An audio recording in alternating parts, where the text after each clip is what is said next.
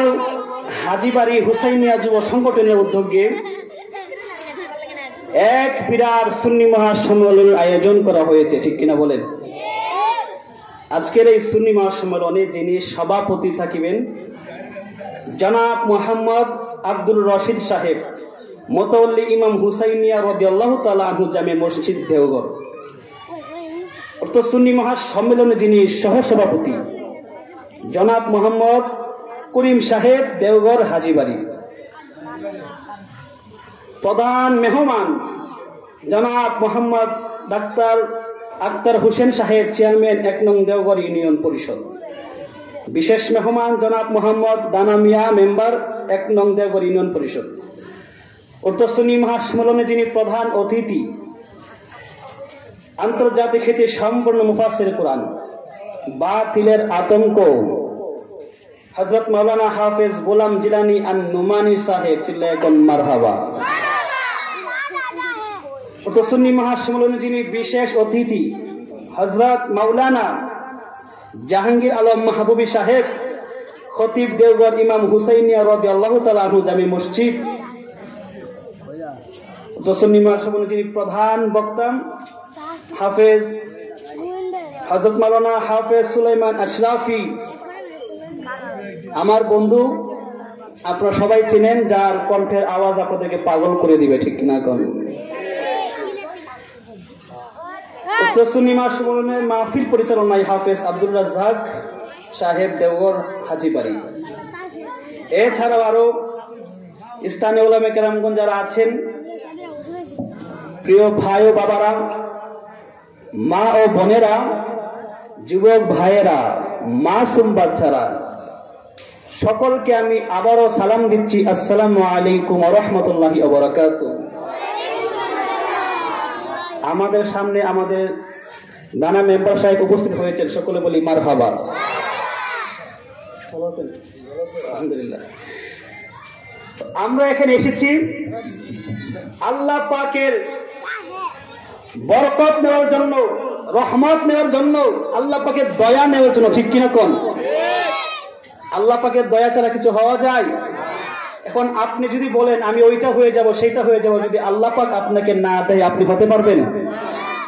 আল্লাহ পাকের কি প্রয়োজন? দয়া প্রয়োজন, ঠিক কিনা কোন?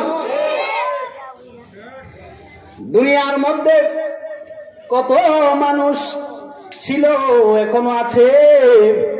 দুনিয়ার মধ্যে অনেক মানুষ ছিল যাদের অহংকারের কারণে, যাদের দাপটের কারণে মাটি দিয়ে কেউ হাঁটতে পারতো না।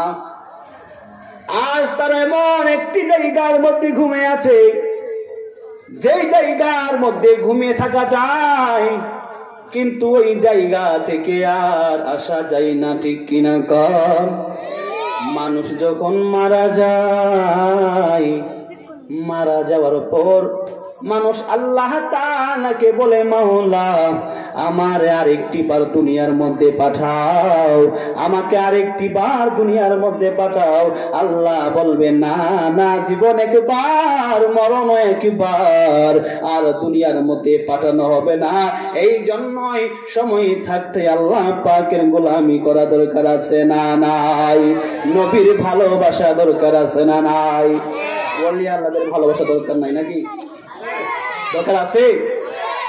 আল্লাহ তাআলার ইবাদত যেমন দরকার, রাসূল পাকের মুহাব্বত, অর্থাৎ যেই জায়গায় তাওহীদ, সেই জায়গায় রিসালাত, এবং সেই জায়গার মধ্যে ওলিদের মুহাব্বত লাগবে কিনা? আল্লাহ পাক যেই জায়গায় আমার নবীকে সেই জায়গায় রাখে নাই, রাখে নাই। আল্লাহ পাক কোরআনে কি নবীর নাম নাই নাকি? দুনিয়া সকল বইয়ের মধ্যে লেখা থাকে, দুনিয়ার সকল বইয়ের মধ্যে লেখা থাকে, আমি এই বইয়ের লেখক, যদি আমার লেখনের মধ্যে কোনো ভুল হয়ে থাকে ধরিয়ে দিবেন, সংশোধন করিয়ে দিবেন। কিন্তু এমন একটি কিতাব, এমন একটি বই আমার আল্লাহ তাআলা নাযিল করেছে, ওই বইয়ের নাম হচ্ছে কোরআন। যেই কোরআনের মধ্যে আল্লাহ পাক বলেন, যালিকাল কিতাবু লা রাইবা ফীহি। আল্লাহ পাক বলে দুনিয়ার সকল বইয়ের মধ্যে যদিও লেখা থাকে ভুল করে ধরিয়ে দিবেন, কিন্তু আমি আল্লাহ তাআলা এমন একটি কোরআন বানাইলাম, যালিকাল কিতাবু লা রাইবা ফি, এই বইয়ের মধ্যে কোনো ভুল নাই, কোনো সন্দেহ নাই। সুবহানাল্লাহ। তো সেই কোরআনে নবীর নাম আছে না নাই? যেইখানে আল্লাহ সেখানেও নবী, কোরআনেও আল্লাহ সেখানেও নবী, আসমানে আল্লাহ সেখানেও নবী, জমিনেও আল্লাহ সেখানেও নবী, আরশে আযমে আল্লাহ সেখানেও নবী, জান্নাতে আল্লাহ সেখানেও নবী। যেই জায়গায় আল্লাহ, আল্লাহ পাক বলে আমি আমার হাবিবের নাম এমন একটি জায়গার মধ্যে রেখে দিয়েছি কালেমার ভিতরে, লা ইলাহা ইল্লাল্লাহু মুহাম্মাদুর রাসূলুল্লাহ সাল্লাল্লাহু তাআলা আলাইহি ওয়াসাল্লাম। তোমরা আমার থেকে আমার হাবিবকে, আমার বন্ধুকে আলাদা করতে চাও, এমনও নিউজ আমরা দেখেছি, এমনও ভিডিও আমরা দেখেছি যে মসজিদের মধ্যে লেখা ছিল লা ইলাহা ইল্লাল্লাহু মুহাম্মাদুর রাসূলুল্লাহ। কিছু আহলে হাদিস, কিছু লা মাযহাবী, কিছু বাতিল পন্থীরা ওই কালিমা থেকে নবীর নামটা ভেঙে ফেলেছে। নাউজুবিল্লাহ। টাইসের মধ্যে নাম লেখা লা ইলাহা ইল্লাল্লাহু মুহাম্মাদুর রাসূলুল্লাহ সাল্লাল্লাহু আলাইহি ওয়াসাল্লাম, ওই জায়গাটার মধ্যে রেখে দিচ্ছে লা ইলাহা ইল্লাল্লাহ, আর বাকি মুহাম্মাদুর রাসূলুল্লাহটাকে ভেঙে দিয়েছে। তারা বুঝে নাই, তারা হয়তো ভেবেছে যে এইখান থেকে হয়তো বা নবীকে সরিয়ে দিছে। অথচ আল্লাহ পাক বলেন আমি আমার রাসূলকে এমন জায়গায় রেখেছি কালেমার মাঝখানে। শুরুতে কি লা ইলাহা ইল্লাল্লাহ, এটা কে? আল্লাহ। মাঝখানে মুহাম্মাদুর রাসূলুল্লাহ, লাস্টে হা আছে না? হা, হা দে কি বুঝাই? আল্লাহকে বুঝাই না? হা দে কাকে বুঝাই? আল্লাহকে বুঝাই। আমার আল্লাহ তাআলা বলেন আমি আমার হাবিবকে এমন জায়গার মধ্যে রেখে দিয়েছি কালেমার মাঝখানে, শুরুতেও আমি আল্লাহ, শেষেও আমি আল্লাহ, মাঝখানে আমি আমার হাবিবকে রেখে দিয়েছি।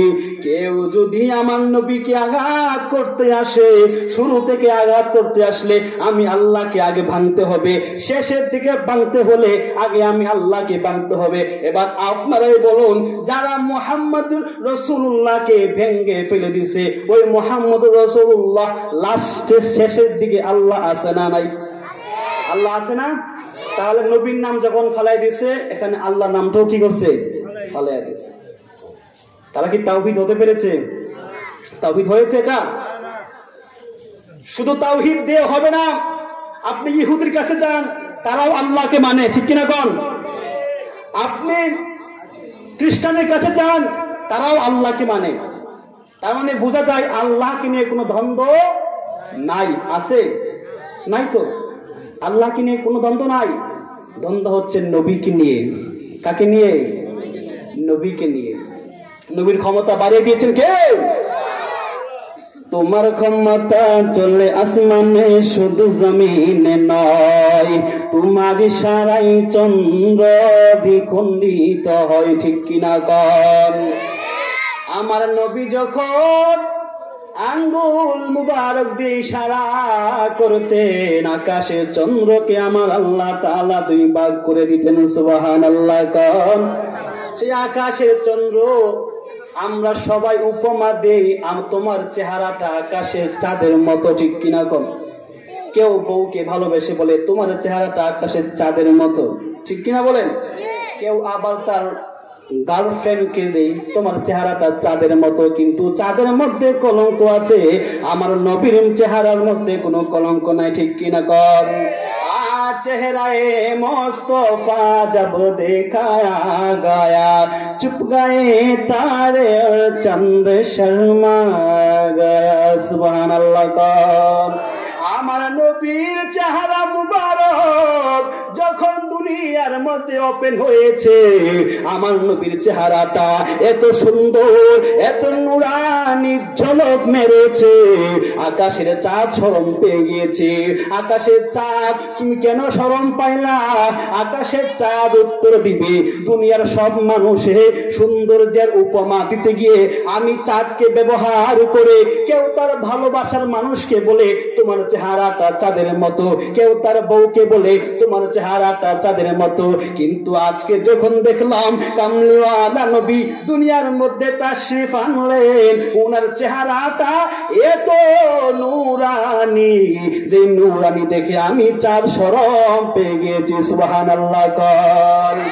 লোকে বলে আমার ঘরে নাকি চাঁদ উঠেছে, না গো না, চাঁদ নয়, আমার নবী এসেছে। ঠিক কিনা কর? আরো জোরে সুরে বলেন ঠিক কিনা। चेहराए मुस्तफा जब देखाया गया, चुप गए तारे और चंद शर्मा गया। आमिना देख कर मुस्कुराने लगे हवा, मरियम भी खुशियां मनाने लगे। ए हलीमा सबसे कहने लगे, दोनों आलम के रसूल अल्लाह ही अल्लाह, दोनों आलम के रसूल। একটা জবান বন্ধ রাখবেন না, চিৎকার মেরে কন্যা সুবহানাল্লাহ। বন্ধুরে আমার, ও আমার দেওঘরে বাবারা, ও আমার মা বোনেরা, ও আমার ছোট ছোট বাচ্চারা, ও আমার ছোট ছোট ভাইয়েরা, সবাই গভীর মনোযোগ দিয়ে বসে যান। আজকে যে জায়গাটার মধ্যে বসে আছেন, এই জায়গাটা কোনো সাধারণ জায়গা না। গতকাল ছিলেন হয়তোবা ঘরের মধ্যে, এর আগের দিন ছিলেন বিছানার মধ্যে, এর আগের দিন ছিলেন উঠানের মধ্যে। এই রকম ভাবে কত জায়গায় কত ভাবে সময় কাটাইলাম, কিন্তু আজকের যে জায়গাটা, এই জায়গাটা তো সাধারণ কোন জায়গা না। এই জায়গাটা হচ্ছে জান্নাতের বাগান। সুবহানাল্লাহ কান। জান্নাতের বাগানে আসলে আমাদের লাভ না লস? আপনি এখানে যে সময়টা ব্যয় করবেন, এই সময়টা যদি আপনি ঘরের মধ্যে কাটাইয়া দেন, ঘরের মধ্যেও সময় যাবে, এইখানেও সময় যাবে, বাহিরের মধ্যেও সময় যাবে, এইখানেও সময় যাবে, দোকানেও সময় যাবে, এইখানেও সময় যাবে, মাঠেও সময় যাবে, বন্ধেও সময় যাবে, হাওয়ারেও সময় যাবে, জিরো পয়েন্ট গেলেও সময় যাবে, মিটামন গেলেও সময় যাবে। যেই জায়গায় যান সেই জায়গায় সময় কাটবে, এই জায়গায় আসলেও সময় কাটবে। আল্লাহ যদি বলে এমন টাইমে তুই কোথায় ছিলি আর কি করেছিলি, আপনি বলতে পারবেন না কি করেছিলেন। আর আল্লাহ পাক যদি বলে এই হুসাইনিয়া যুব সংগঠনের উদ্যোগে হাজির বাড়ির এই মসজিদের সামনে একটি মাহফিল হয়েছিল, এমন টাইমে এমন সময় একটি জায়গার মধ্যে তোরা বসেছিলি, ও ফেরেশতারা তাকায়া দেখ, আমার এই বান্দা ঘরের মধ্যে বসে বসে ফেসবুক চালাই নাই, ইউটিউব দেখে নাই, ইনস্টাগ্রাম দেখে নাই, টিকটক দেখে নাই, টুইটার দেখে নাই, আমার মহাব্বতে আমি আল্লাহ তাআলার ভয়ে মাহফিলের মধ্যে বসে মাহফিল শুনেছে, ওয়াজ শুনেছে। ও ফেরেশতা তোরা শুনে রাখ, আমি যখন মানুষ বানাইছিলাম তখন তোরা বলেছিলি ও আল্লাহ মানুষ বানানোর প্রয়োজন নাই, আমরা ফেরেশতা হতে আছি, আমরা আপনার ইবাদত করি, ইবাদত করার জন্য ফেরেশতার কম নাই, মানুষ দরকার নাই। আল্লাহ পাক বলে ও ফেরেশতা আমি আল্লাহ যা জানি তোমরা তা জানো না, আমি আল্লাহ মানুষ বানাইলাম, ওই মানুষের পিছনে শয়তানও ঘুরে, শয়তান পিছু পিছু ঘুরে আর বলে মানুষ তোমরা ওয়াজের মধ্যে যাইও না, তোমরা নামাজ পড়িও না, তোমরা ইবাদত করিও না। তারপরেও আমার বান্দারা মাহফিলের মধ্যে বসে, আমার বান্দারা নবীর কথা শুনে, ও দুনিয়ার মানুষ তাকায়া দেখো আমার বান্দা আমি আল্লাহর পথে চলে। সুবহানাল্লাহ কর। আরো জোরে সুরে কন্যা সুবহানাল্লাহ। ও বন্ধুরে, আমাদের হায়াত দিন দিন কি বাড়তেছে না কমতেছে? বাড়তেছে না কমতেছে? হয়তো এখন আমরা জোয়ান আছি, আর 20 বছর পর হয়তো বা আমরা আমাদের দাড়িটা পেকে যাবে, চুলটাও পেকে যাবে। এখন যারা মুরব্বী আছে ওনারা হয়তো চিন্তা করে আর কয়দিন বা বাঁচবো। আর আমাদের যুবক ভাইরা মনে করে এখনো তো অনেক সময় বাকি আছে, কিন্তু যখন মরণ চলে আসবে কোন বয়স দেখে না। ঠিক কিনা কন? যে সময়টা হারিয়ে গেছে ওই সময়টা কি আমরা ফিরে পাবো? ফিরে পাবো আমরা? সাগর দিয়ে যখন ঢেউ আসে, নদী দিয়ে যখন ঢেউ আসে, ওই ঢেউগুলো আবার চলে যায়, ওই সময়টা কি আমরা পাই? এই জন্য তো আশিক বলেছিলেন, এই পদ্মা মেঘনা যমুনার তীরে কত ঢেউ চলে যায় আসে না তো ফিরে। পদ্মা মেঘনা যমুনার তীরে কত ঢেউ চলে যায় আসে না তো ফিরে। একদিন আমিও হারিয়ে যাব, ঠিক কিনা কোন? একদিন আমিও হারিয়ে যাব, আসবো না কবু ফিরে। পদ্মা মেঘনা যমুনার তীরে কত ঢেউ চলে যায় আসে না তো ফিরে। পদ্মা মেঘনা যমুনার তীরে কত ঢেউ চলে যায় আসে না তো ফিরে। এ আমার ভাইরা, একটি বার লক্ষ্য করে দেখেন, এখানে যারা হাজির আছেন অনেকের বাবা নাই, অনেকের মা নাই, অনেকের ভাই নাই, অনেকের আদরের বোনটাও মারা গেছে, ঠিক কিনা বলেন? এখন যদি হাজারো কান্না করেন তারা কি ফিরে আসবে? ফিরে আসবে? এই জন্য মানুষ থাকতে মূল্য দেওয়া উচিত। মানুষ মারা গেলে তো শত্রুরাও কান্না করে, ঠিক কিনা বলেন?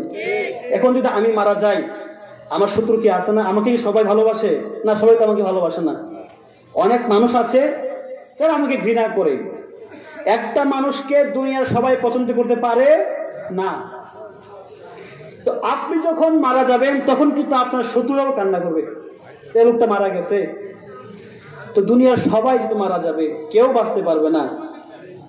তো আমরা কি একটিবার চিন্তা করে দেখি যে আমরা মারা যাওয়ার পর কিভাবে সেই অন্ধকার কবরের মধ্যে আমাদের দিনটা কাটবে, আমাদের রাতটি পার হবে, আমাদের প্রথম রাত কেমন হবে? একটু ইমাজিন করেন যে আমাদের প্রথম রাতটি কেমন হবে। আপনাকে যদি আমাদের কুয়ালপাড়ের মধ্যে গিয়ে একটা জায়গার মধ্যে আপনাকে বসিয়ে রেখে চলে আসি জীবিত অবস্থায়, আপনি জীবিত, আপনাকে যদি সেই কুয়ালপাড়ের মাঝখানে আপনাকে রেখে আমরা চলে আসি, আপনি যখন রাত গভীর হয়ে যাবে, রাত যখন 3টা হয়ে যাবে, আপনি দৌড়ে বাড়িতে চলে আসবেন, ঠিক কিনা বলেন? কেন? ভয়ের কারণে। কিসের কারণে? ভয়ের কারণে। একা একজন একটা বাড়ির মধ্যে থাকতে পারে না, একা একজন একটা বাড়ির মধ্যে থাকতে পারে না, অথচ অন্ধকার ঘরের মধ্যে থাকতে হবে একা একা। আমাদের সঙ্গে কেউ থাকবে? আপনার সবচেয়ে ক্লোজ ফ্রেন্ড যিনি আছে, ওই ফ্রেন্ডকে যদি বলেন যে আমার সঙ্গে থাকো, আপনার বন্ধুকে যদি বলেন আমার সঙ্গে তুমি থাকবে, সে থাকবে? সে থাকবে না। সবাই পর হয়ে যাবে, কেউ আপন থাকবে না।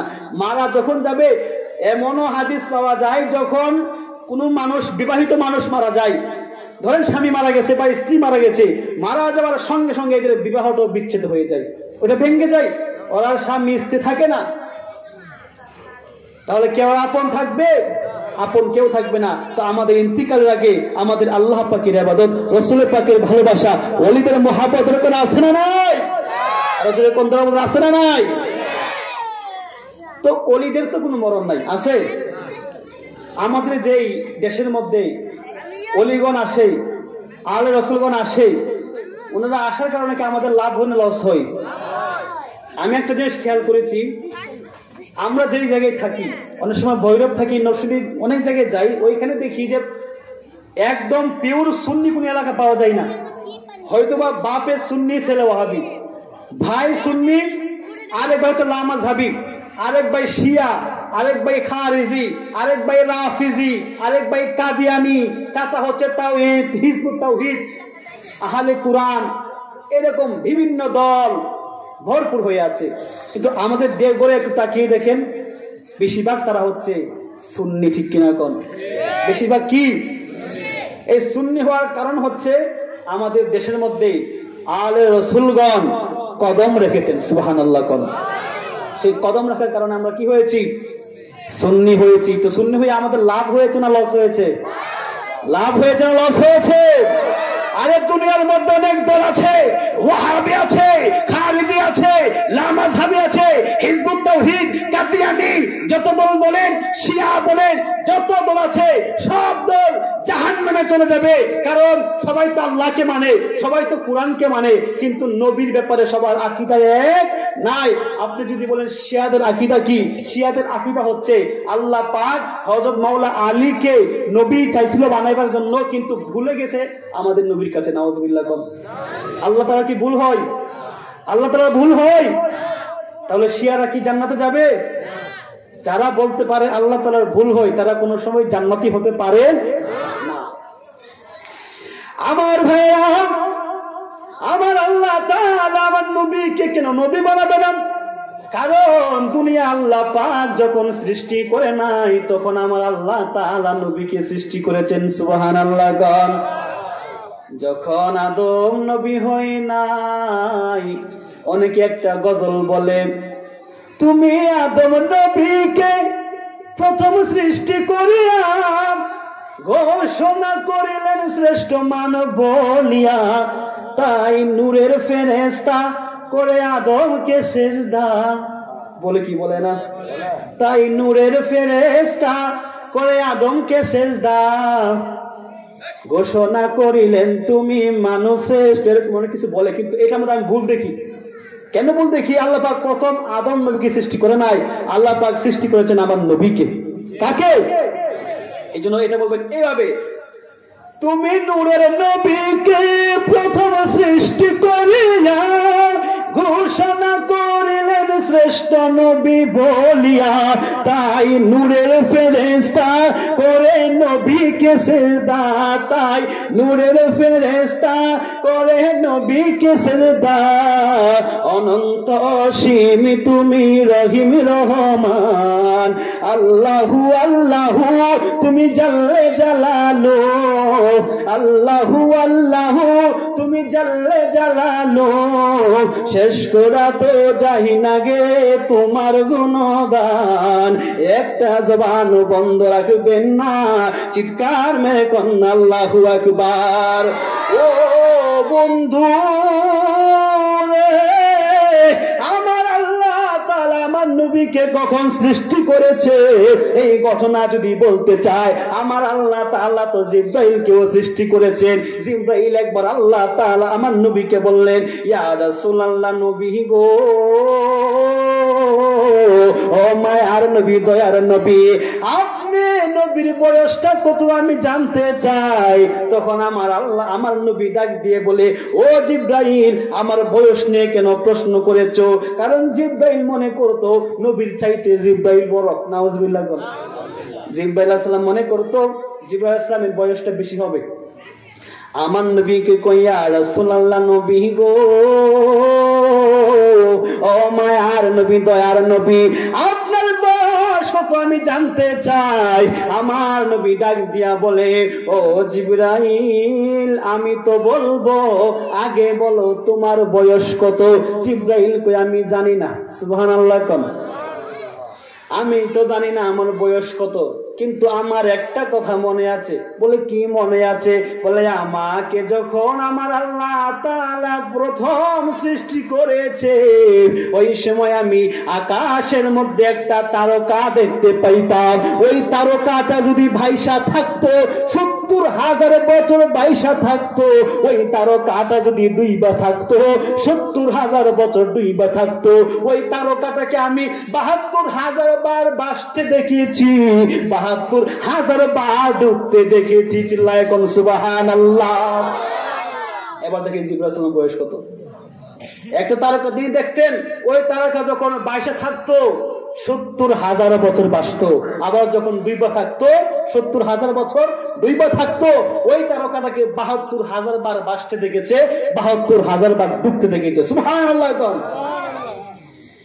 আমার নবী কই, জিবরাইল, ওই তারকাটা কি তুমি এখন দেখতে পাও?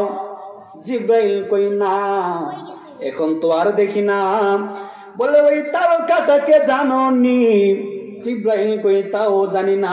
বলে এখন যদি ওই তারকাটাকে দেখো তুমি চিনবানি। বলে ইয়া রাসূলুল্লাহ, যেই তারকাটাকে এত কোটি কোটি বছর দেখলাম, ওই তারকাটা আমি কেমন করে ভুলি? ওই তারকাটাকে আমি অবশ্যই চিনতে পারবো। তখন আমার নবী জুব্বা মুবারকটা উঠাইলেন আর বলেন, জিব্রাইল তুমি আমার পিছন দিয়ে গো।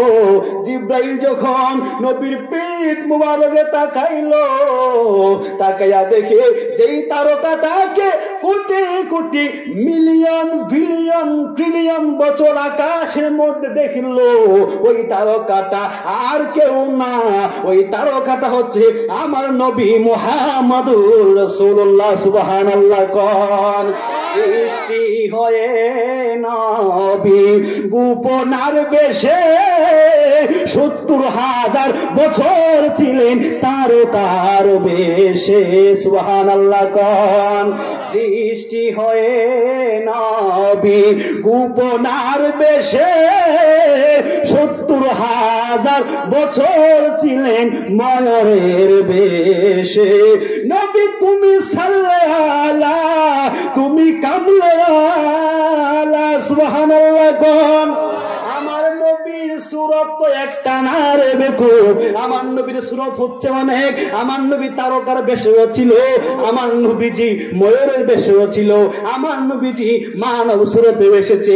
এখন যদি বলেন মানব সুরতে আসার কারণে আমার নবী মানুষ হয়ে গেছে, আমার নবী আমাদের মতোই মানুষ, তার ঈমান আছে না গেছে? তার বউ আছে না গেছে? এখন বলবেন যে হুজুর বউয়ের কথা কেমন এখানে? কারণ ঈমান যার নাই তার তো বই নাই। কারণ যে ব্যক্তির ঈমান চলে যায় তার বউ অটো তালাক হয়ে যায়। কি তালাক হয়ে যায়? অটো তালাক। তালাক দেওয়া লাগে না, অটো তালাক হয়ে যায়। এই জন্যই বলি নবীর ব্যাপারে কথা বলার সময় খুব সাবধানে কথা বলতে হবে। নবীর শানে যদি একটিবার বেয়াদবি হয়ে যায়, দুনিয়ার কোনো আমল ইবাদত কোনো কাজে আসবে? কোন ইবাদত কাজে আসবে না। আমার বন্ধুরা, আমার নবীকে আমার আল্লাহ তাআলা কত মায়া করে মহব্বত করে বানাইলেন। আমার আল্লাহ তাআলা আমার নবীকে সৃষ্টি করে আমার আল্লাহ তাআলা নবীজির প্রেমে পাগল হয়ে গেছে। সুবহানাল্লাহ। কোন এখন এইটা বলার আগে আগে ওইটা বলি, ফেরেশতারা যে বলছিল যে আল্লাহ মানুষ বানায়েন না, কি বলছিল? আল্লাহ মানুষ বানায়েন না। কিন্তু আল্লাহ পাক বলে, ও ফেরেশতা, আমি যা জানি তোমরা তা জানো না। আল্লাহ পাক মানুষ বানায়া মানুষকে আল্লাহ শ্রেষ্ঠ ঘোষণা করলেন। কি ঘোষণা করলেন? শ্রেষ্ঠ। এখন তো ফেরেশতা আরো গরম করে আল্লাহ ইবাদত করি আমরা কোনো গুনাহের কাজ করি না, আমাদের কোনো পাপ নাই, সারাক্ষণ আপনাকে সিজদা করি, সারাক্ষণ আপনার ইবাদত করি। আমরা ফেরেশতাদেরকে তুমি শ্রেষ্ঠ না বললা, মানুষকে শ্রেষ্ঠ বললা, এটা কোন যুক্তিতে বললাম? আমার বুঝে আসে না। ফেরেশতা বলল এটা কোন যুক্তিতে হয়? তখন আল্লাহ পাক বলে, ও ফেরেশতা, তোমাদেরকে আমি আল্লাহ তাআলা বানাইলাম, তোমরা সারাক্ষণ আমার ইবাদত করো। মানুষ সারাক্ষণ করে না। মানুষ কি করে ইবাদত? আমরা শুধু পাইলে গুনাহ কাজ করি না, সুযোগ পাইলে আমরা গুনাহের কাজ করি। আমার আল্লাহ তাআলা ডাক দিয়া কই, ও ফেরেশতা রে, তোদেরকে যদি মানুষের মতো দুনিয়ার মধ্যে পাঠাই, তোরা কি একদম ফেরেশতা থাকতে পারবি নি? কই অবশ্যই পারবো। আমরা ফেরেশতা আছি, দুনিয়ার মধ্যে পাঠান, আমরা ফেরেশতা থাকবো। তখন আমরা আল্লাহ পাক দুইজন ফেরেশতাকে দুনিয়ার মধ্যে পাঠাইয়া দিলেন। ওই দুইজনের নাম হচ্ছে হারুত আর মারুত। সুবহানাল্লাহ। কোন বিবাবিরা হারুত আর মারুত যায় পাওয়া যায়। হারুত আর মারুত দুইজন ফেরেশতাকে আমার আল্লাহ তাআলা দুনিয়ার মধ্যে পাঠাইয়া দিছে। বলে যাও, তোমাদেরকে যেমন ফেরেশতা বানাইয়া দুনিয়ার মধ্যে পাঠাইয়া দিলাম, কেউ মাহফিল থেকে উঠবেন না ইনশাআল্লাহ, বেশিক্ষণ কিন্তু মাহফিল থাকবে না। আর আমরা যদি মানুষ উঠে যায় তাহলে কি বয়ান করা যায়? করা যায় না। অনেক হুজুর আছে যারা চোখ বন্ধ করে বয়ান করে, মানুষ আসে না ওইটা দেখে না। এরকম আছে না? এক হুজুর সারা রাত বয়ান করতেছে, যখন মাইক ধরছে মানুষ ভরপুর, উনি যে চোখ বন্ধ করে মাহফিল করতেছে, মাহফিল করতে করতে 3 ঘন্টা পর তাকায়া দেখে কেউ নাই, শুধু একটা ব্যক্তি বসে আছে। কয়জন ব্যক্তি? একজন বসে আছে, ডাক দিয়ে বলে বাবা রে, মাছ ধরলাম, মাছ ধরার পর সবাই চইলা গেল, আমার ওয়াজ কেউ শুনে নাই, কিন্তু এখন চক্ষু খুইলা দেখি সবাই চইলা গেছে, কিন্তু একজন রয়ে গেছে। ও যুবক, তোমার কাছে মনে হয় আমার ওয়াজটা অনেক ভালো লাগছে। যুবক কই একদমই লাগে নাই, একদম ভালো লাগে নাই, বাজে বাজ করছেন। তার কি করি, তুমি বসে আছো একা একা, কেউ নাই, আর তুমি বলতেছো ওয়াজ ভালো লাগে না, তো বসে আছো কেন? আরে হুজুর, আমি তো মাইকম্যান, সবাই চলে গেছে, আমি তো মাইকতে যাইতে পারি না, আপনি ওয়াজও বন্ধ করেন না, আমি যাইতেও পারি না। তাই এরকম চোখ বন্ধ করে সেই বিপদে পড়তে চাই না, চোখ খুলে ওয়াজ করবো ইনশাআল্লাহ তাআলা। মানুষ থাকবে যতক্ষণ, ওয়াজ চলবে ততক্ষণ। আর আমাদের সেই বিশ্বাস আছে, যতক্ষণ পর্যন্ত একটি স্থানের মধ্যে, মাহফিলের মধ্যে ওয়ালিদের শান হবে, নবীদের শান হবে, ওই জায়গা থেকে কোন ইমানদার ব্যক্তি, কোন আশিক রাসূল উঠতে পারে না। ঠিক কিনা কর? যারা আশিক রাসূল, বর্তমানে ভাই ঈমান রাখাটা অনেক কঠিন না? এটা হচ্ছে আখিরে জামানা, কিয়ামত হইতে বেশি দিন নাই। যে বড় বড় আলামত বাকি আছে, এর মধ্যে অনেক আলামত হয়ে গেছে, শুধু হাতে গোনা কয়েকটা আলামত বাকি আছে। দাজ্জাল আসবে, ইয়াজুজ মাজুজ আসবে, দাব্বাতুল আরদ আসবে, তারপরে তো কিয়ামত। তাহলে হাতে গোনা কয়েকটা আলামত বাকি আছে। কিয়ামতের 100 বছর আগে পশ্চিম দিক দিয়ে সূর্য উঠবে, আর পশ্চিম দিক দিয়ে সূর্য উঠার পর দুনিয়ার সকল মানুষের তওবার দরজা বন্ধ হয়ে যাবে। তখন যদি আপনি তওবা করেন, আল্লাহ আমাকে মাফ করেন, আল্লাহ বলবে সুযোগ নাই, সুযোগ নাই, সুযোগ নাই, সুযোগ নাই। ওই সময় যারা থাকবে সবাই কাফের, ইমানদার ব্যক্তি আর পাওয়া যাবে না। দাজ্জাল আসবে, ইয়াজুজ মাজুজ আসবে, তারপরে পশ্চিম দিক দিয়ে সূর্য উঠবে। তাহলে ওই সময়টা আসার আগে আমাদের ইমানদার হওয়া দরকার আছে না নাই? আছে না নাই?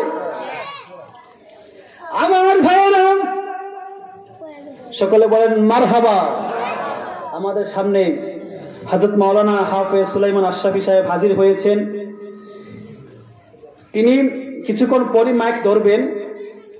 তো আল্লাহ পাক রব্বুল আলামিন আমাদেরকে যে নিয়ামত দান করেছেন, ওই নিয়ামতের শুকরিয়া আদায় করে শেষ করতে পারবো আমরা?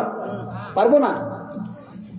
সে নিয়ামত হচ্ছে এই যে আমাদের দেশের মধ্যে আলেম হচ্ছে, এত আলেম আল্লাহ পাক আমাদেরকে দান করেছেন। আপনি লক্ষ্য করে দেখেন যে গত 20 বছর আগে কিন্তু এত আলেম ছিল না। ছিল? এটা ছিল না। ওই সময় পুরো এলাকার মধ্যে আলেম পাওয়া যায় নাই। এখন তো ঘরে ঘরে মাশাআল্লাহ আলেম হচ্ছে। এটা হচ্ছে আল্লাহ পাকের একটা নিয়ামত, আল্লাহ পাকের রহমত। এখন যদি যখন কিয়ামতের পূর্বে বলে যে এলেম উঠিয়ে নিয়ে যাবে, তার আগে আমি যখন বলেছিলাম পশ্চিম দিক দিয়ে সূর্য ওঠার পর অনেক মানুষ দৌড়ে যাবে কোরআন পড়ার জন্য। কোরআন খুলবে, খোলার পর দেখবে পাতা আছে কিন্তু লেখা নাই। কি নাই? লেখা নাই।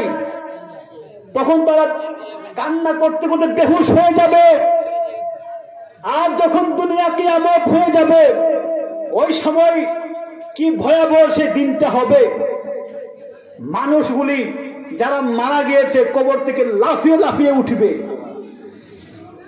অনেক মা বোন থাকবে, প্রেগনেন্ট অবস্থা থাকবে, কিন্তু যখন কিয়ামতের আলামত শুরু হয়ে যাবে, যখন কিয়ামতের আওয়াজটা শুরু হয়ে যাবে, বাঁশির আওয়াজ শুরু হয়ে যাবে, তখন বাচ্চা ডেলিভারি হতে বাকি আছে 6 মাস 5 মাস, কিন্তু তখনই তারা এই আওয়াজের ভয়াবহতার কারণে বাচ্চা ডেলিভারি হয়ে যাবে। এমন ভয়াবহ অবস্থার মধ্যে আমাদের পড়তে হবে যদি আমরা থাকি। আমরা অবশ্যই, যদিও কিয়ামত আরো অনেকদিন বাকি আছে, অনেক বছর বাকি আছে, তারপরেও তো আমরা তো কিছু বলতে পারি না, ভবিষ্যৎবাণী তো আমরা করতে পারি না। আল্লাহ পাক চাইলে যে কোনো মুহূর্তে যে কোনো কাজ করতে পারে কি পারে না? আল্লাহ পাক চাইলে সব সম্ভব কিনা? আল্লাহ পাক চাইলে সব পারে না? আল্লাহ পাক চাইলে কি বাবা মা ছাড়া সন্তান দিতে পারে না? বাবা ছাড়া সন্তান হয় না? যেমন আপনি বলেন প্রমাণ কোথায়? বাবা ছাড়া সন্তান কে হইছে? আমি দেখে দিব হযরত ঈসা নবী। সুবহানাল্লাহ। কোন ঈসা নবীর কি বাবা ছিল? আল্লাহ পাক বাবা ছাড়া সন্তান দিতে পারে। এখন বলবেন যে বাবা ছাড়া মানলাম, কিন্তু মা বাবা ছাড়া তো সন্তান হবে না, একজন তো লাগবে। আমি দেখে দিব আদম নবীকে। কাকে দেখিয়ে দিব? আদম নবীর বাবা আছে, মা আছে, নাই? তো আল্লাহ পাক বাবা মা ছাড়া দুনিয়ার কোন মানুষ যেন না বলতে পারে আল্লাহ পাক পিতা মাতা ছাড়া সন্তান বানাইতে পারে না, আল্লাহ পাক ওইটা যেন না বলতে পারে, আমার আল্লাহ পাক আদম নবীকে বানিয়ে দেখিয়ে দিয়েছেন। মানুষ যেন বলতে না পারে বাবা ছাড়া সন্তান হই না, আল্লাহ পাক ঈসা নবীকে বানিয়ে দেখিয়ে দিয়েছেন। একটা জবানও বন্ধ রাখবেন না, চিল্লায় এখন আল্লাহু আকবার। আচ্ছা ভাই বলো দেখি রাত্রি কেন কালো, সূর্য মামা কোথায় হতে পেল এত আলো, কোকিল কেন এত কালো, ফর্সা কেন বক, চিনি কেন এত মিষ্টি, তেঁতুল কেন টক, আর ডিমগুলো সব একই রঙের, পার্থক্য নেই মোটে, সাদা কালো বাচ্চাগুলি কেমন করে ফুটে, জোরে জোরে কন্যা সুবহানাল্লাহ। একই রকমের ডিম থেকে নানা রকমের বাচ্চা, কোন মুফতি মুহাদ্দিস ফুটাইতে পারে না গো। এই ডিম ফুটানোর একজন হলো সেই কারিগর, সেই কারিগর হলো তোমার আমার মাওলা, ঠিক কিনা কর? ও আমার আল্লাহ, আমরার জীবনের গুনাহ মাফ হইছে, নিজ কোন আল্লাহ, আরো জোরে কোন আল্লাহ। আল্লাহ আমরা গুনাহ করতে করতে আমরা সুযোগ পাইলেই গুনার কাজে লিপ্ত হয়ে যাই। ইয়া আল্লাহ পাক রব্বুল আলামিন, আমাদেরকে আপনি এমন বানিয়ে দেন আমরা যেন বেঈমান না হয়ে, আমরা যেন বেঈমান হয়ে অন্ধকার কবরে না যাই, আমরা যেন ঈমানদার হয়ে আমরা অন্ধকার কবরে যাইতে পারি। আল্লাহ পাক যেন আমাদেরকে সেই তৌফিক দান করে, সকলে বলেন আমিন। আমি শেষ করে দিচ্ছি ওই কথাটা বলে যে আল্লাহ পাক মানুষ যখন শ্রেষ্ঠ বললেন তখন ফেরেশতারা বলে আল্লাহ মানুষকে কেন শ্রেষ্ঠ বললা? ইবাদত তো আমরা বেশি করি, ইবাদত আমরা করি, আমাদের গুনাহ নাই, শ্রেষ্ঠ হলে আমরা ফেরেশতা শ্রেষ্ঠ হব, মানুষ কেন শ্রেষ্ঠ হয়েছে?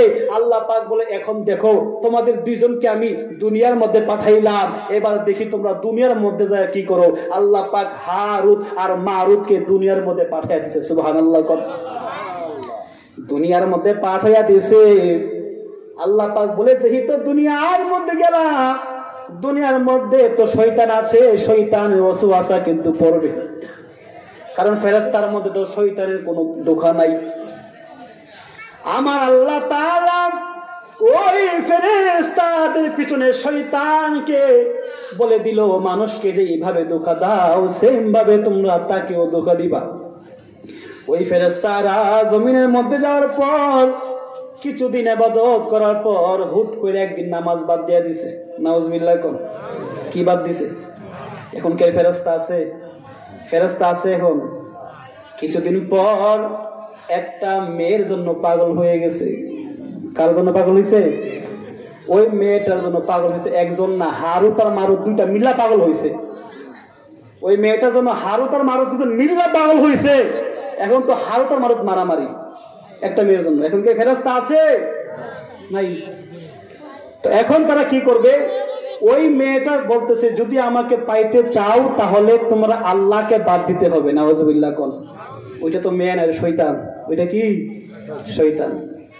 যদি আমাকে চাও তাহলে আল্লাহ পাককে বাদ দিতে হবে, আল্লাহ পাককে বাদ দিয়ে দাও তাহলে আমাকে পাইবা। তখন ওই ফেরেশতারা বললো ওই মেয়েটার প্রেমে এমন ভাবে পাগল হয়েছে, তারা বলে ওই ফেরেশতা হারুত মারুত বলে আল্লাহ বলতে কেউ নাই। নাউজুবিল্লাহ। কোন তারা বলে আল্লাহ বলতে আর কেউ নাই। যারা বলে আল্লাহ বলতে কেউ নাই তারা কি ঈমানদার থাকে? এখন তো ফেরেশতা দূরের কথা, ঈমানদারই নাই। এখন তো সে দুইজন ওই মেয়েটাকে বিবাহ করার পর কয়েকদিন যাওয়ার পর যখন ওই মেয়েটি চলে গেল তখন তাদের মাথার মধ্যে আল্লাহ পাক হুশ ফিরিয়ে দিল। তখন তারা ভাবতেছে কি রে, আমরা না ফেরেশতা, আমরা এটা কি করলাম? নামাজ তো বাদ দিলাম, একটা মেয়ের জন্য পাগল হইলাম তো হইলাম, আল্লাহকেও ভুলে গেলাম। এখন আল্লাহ পাক বলে কি রে ফেরেশতা, কি অবস্থা তোরা? বলে আল্লাহ তুমি তো আসো, তোমাকে আমরা অস্বীকার করছি, এখন কি করা উচিত? বলে আল্লাহ এত এই সামান্য দুঃখা পেয়ে আমরা ফেরেশতা টিকতে পারি নাই, মানুষ কিভাবে টিকতে পারবে? মানুষ এত দুঃখার পরেও মানুষ ইমানদার হবে, মানুষ আল্লাহর ওলি হবে, ওই মানুষ শ্রেষ্ঠ হবে না তো কে শ্রেষ্ঠ হবে? সুবহানাল্লাহ বলেন না। তখন ফেরেশতাদেরকে আল্লাহ পাক বলে এখন তোদের কি করা উচিত? বলে আল্লাহ আমরা তো জাহান্নাম দেখছি, জাহান্নামের আযাব আমরা জানি, তো আমরা চাই আমাদেরকে জাহান্নামে না দিয়া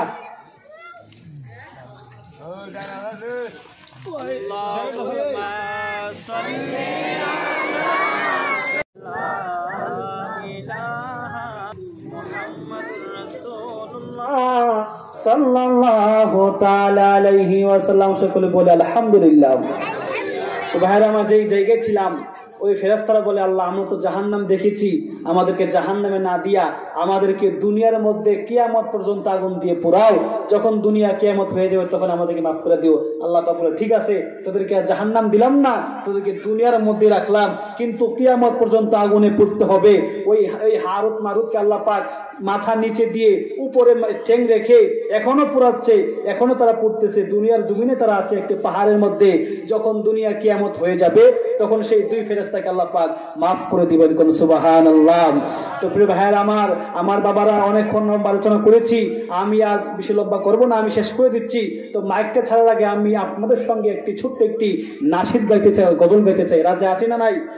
সকলে আমরা বলি, মন দিয়ে বলি, মুহাব্বত নিয়ে বলি। আমি লিখব চিঠি দেব তোমায়, সবাই মুহাব্বত বলেন। আমি লিখব চিঠি দেব তোমায়, তুমি পৌঁছে দিও রোজায়। আমি লিখব চিঠি দেব তোমায়, পাখি পৌঁছে দিও রোজায়। জুড়ে আমি লিখব চিঠি দেব তোমায়, পাখি পৌঁছে দিও রোজায়। আমি থাকব বসে আশায়, চিঠির উত্তর আসবে আমার গায়। আমি থাকব বসে আশায়, চিঠির উত্তর আসবে আমার গায়। আমি লিখব চিঠি দেব তোমায়, পাখি পৌঁছে দিও রোজায়। আমি লিখব চিঠি দেব তোমায়, পাখি পৌঁছে দিও রোজায়। কবে আসবে মদিনার পয়গাম, গায়ে বাঁধবো হাজিদের রাম। কবে আসবে মদিনার পয়গাম, গায়ে বাঁধবো হাজিদের রাম। ঘুরে দেখবো মদিনার চারিপাশ, চোখে দেখবো সবুজে গুম্বাদ। ঘুরে দেখবো মদিনার চারিপাশ, ঘুরে দেখবো মদিনার চারিপাশ, চোখে দেখবো সবুজে গুম্বাদ। আমি লিখবো চিঠি দেব তোমায়, পাখি পৌঁছে দিও রোজায়। আমি লিখবো চিঠি দেব তোমায়, পাখি পৌঁছে দিও রোজায়। চিৎকার মেরে কন্যা ইয়া রাসূলুল্লাহ। সম্মানিত আশিকি রাসূল, আমরা যারা এখানে এসেছি, আল্লাহ পাক যেন আমাদেরকে কবুল করেন, সকলে বলেন আমিন। আমরা যেন সকলে আল্লাহ পাকের ইবাদত, রাসূল পাকের মহব্বত, আহলে বায়াতের মহব্বত, ওলিদের মহব্বত যদি অন্তরের মধ্যে থাকে, তাহলে দুনিয়ার কোনো শক্তি আমাদেরকে বেঈমান বানাতে পারবে না। আমরা বলতে পারবো আল্লাহ আমরা গুনাহগার, কিন্তু বেঈমান না। আমরা গুনাহগার কিন্তু কি না, বেঈমান না, আমরা ঈমানদার। এখন যদি আপনাকে কেউ বলে আপনি ঈমানদার না বেঈমান, আপনি কি বলবেন? আমি ঈমানদার। আমরা কি ঈমানদার? কারণ আমাদের আকীদা ঠিক আছে। আমাদের আকীদা হচ্ছে যে সকল নবী রাসূলগণ তারা তো জান্নাতি, যত সাহাবীগণ আছে তারাও কি জান্নাতি। হর সাহাবী ইয়া নবী জান্নাতি, জান্নাতি। সকলে কোন হর সাহাবী ইয়া নবী জান্নাতি, জান্নাতি। আমরা যেন আল্লাহ পাকের ইবাদত, রাসূল পাকের মহব্বত, ওলিদের সাহাবত সব সময় যেন আমাদের অন্তরের মধ্যে ধারণ করতে পারি। আল্লাহ পাক রব্বুল আলামিন আমাদের সকলকে সেই তৌফিকটুকু দান করেন। সকলে বলেন আমিন। সকলে আমার জন্য খাস করে দোয়া